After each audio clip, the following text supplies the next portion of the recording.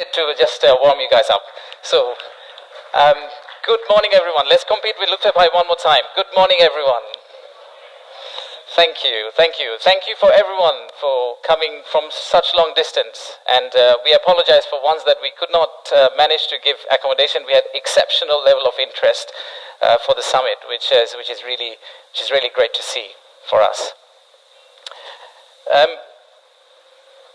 My first slide is thank you slide. That's not the last slide. We just wanted to thank all of you for kindly coming and joining the summit. So the purpose of the summit is today, sitting in this forum, we would like to say that we are open for business and we're really committed to win business from all of you. And to do that, we have already thrown Lutfi Siddiqui at you, not literally but verbally. We'll also throw a Nobel Prize winner at you. We'll do anything to make sure that we win business from you. But first, I would like to take you to future. Let's think about a movie, Back to the Future. Let's go into that set and imagine that we are in 2035. In 2035, how would Bangladesh look like? You'll all be here again. My successor is going to be here presenting. That will be the 10th investment conference for us. And in that conference, we will not be talking about a rising economy, but we'll be talking about a regional manufacturing powerhouse. A country that's connecting east to the west, a bridge that connects Himalayas to Bay of Bengal, a manufacturing hub that is infested by global investors and local investors who are now exporting to the rest of the world. That vision, that imagination is what's driving us today. But it all started actually about 8 months ago. So from the future, let's go back in time to August 5th, 2024. It's a personal story for almost all of us. Unfortunately, I was in Singapore in an investment banking trading room, but my family was here. My wife was on summer holidays. My brother, who came from Cambridge for summer holidays as well, they were all out on the street, part of the protest. So at around noon, Singapore time, I asked them, what's going on? What's happening in Dhaka?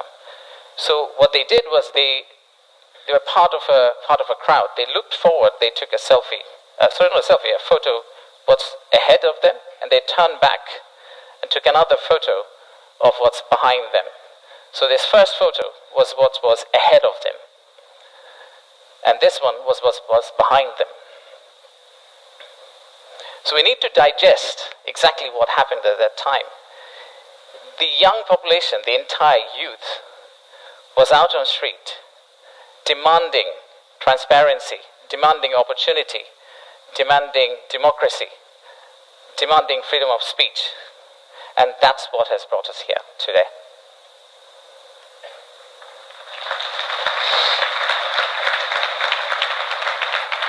So today, the expectations are very high. The young population of our country, they're global. Unlike us, they're used to tweeting, they're used to looking at TikTok and looking at Singapore and Bangkok, so they don't want Dhaka to be Dhaka 2.0, they actually want Dhaka to become Singapore and Bangkok in 5-10 years' time. So how do we get there? That's the expectation we have. How do we get to Singapore and Bangkok within 5-10 years? How do we unlock the energy that we got during the August Revolution?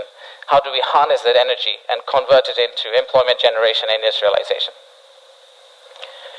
The story for Bangladesh was always there. A lot of you already know about it. We have 180 million domestic market. We have a young population. Almost half of it is less than 25 years old.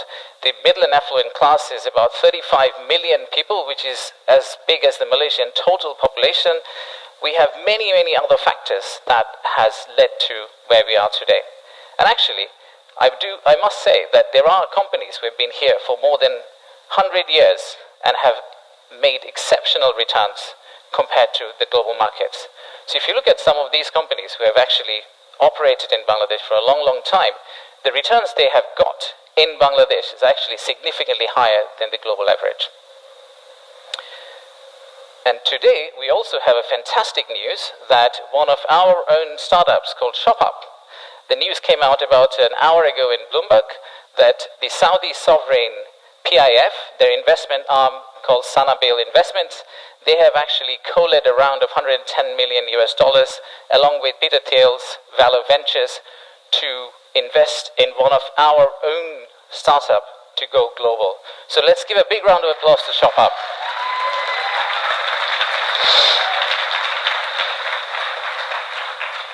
So that's today. So what's tomorrow? How do we go from here to the vision we have for 2035? So this $180 million story, or 180 million people story, is not enough. I think we need to redefine market.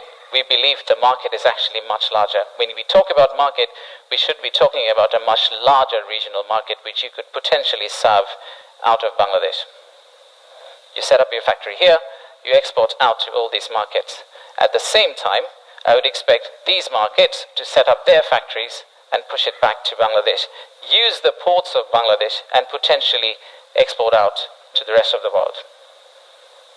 So the narrative that we've had, why invest in Bangladesh, is not really a domestic market 180 million story. It is a regional story and it's a global story. To further strengthen ourselves, we have decided to enhance our port capacity. In Chittagong area, what you see now, we are actually tripling that within the next few years, which is essentially allow this region to consider Bangladesh as one of the biggest logistical hubs. However, that's not all. We need to do a lot more. So at the beginning of interim government's period, we actually decided to talk to more than 200 CEOs and entrepreneurs who actually are doing business in Bangladesh today. And we wanted to understand how can we convert our critics into our ambassadors. They are the only ones who could potentially bring business for us. They are the only ones who, if they've traveled abroad and say Bangladesh is a great place for business, that's when we are likely to get more investment. So we divided all their complaints into two groups, or the solutions that came out of their complaints. The list of challenges are very long. It's from the earth to the moon and back. But we whittled it down to a few action items, some of which are short-term wins, so some of that you see here, some of which are actually long-term policy reforms that we would like to also undertake and set the direction of travel for the country in the right course so that the incoming government, the next government, the political parties who come and start driving this economy, they can follow the same script for us. I'll give you a few examples. Let's start with, we talked about a true one-stop service. There are two elements of one-stop service. The first one is the human element, and then there is the digital element. In the human element piece, what we have decided to do is we are going to co-locate the primary agencies, the high touchpoint agencies for our investors in one location. So that instead of the investors walking around different ministries, and we have a lot of them in Bangladesh, they all come to one office and they end up meeting everyone. We've also decided, like banks, and I am from banking, I guess that helped, that we are going to set up a relationship management team under BIDA. What it would essentially do is, just like a corporate banking, relationship banking manager, he would hold hand of the investor and walk them around the landing process. Let's take another example. Our friends in National Board of Revenue helped us set up the authorized economic operator, essentially the green channel, or widely known as the green channel setup, where if you're a good customer, you are able to circumvent some of the custom checks and fast track your process through the ports. That has been picked up as one of the biggest challenges that we have, the time it takes to go from your factory all the way to your customer. And finally, let me show you one more example of policy change. So as you all know, there are many government agencies. We also know there's private sector. The dialogue between private sector and government agencies has not necessarily always been the most collegial. So how do we break that apart? The first thing we need to do is to club the government agency into one. We need to show one face. We need to be one outfit for our customers, our investors. And then create a bridge between our private sector and the government of Bangladesh.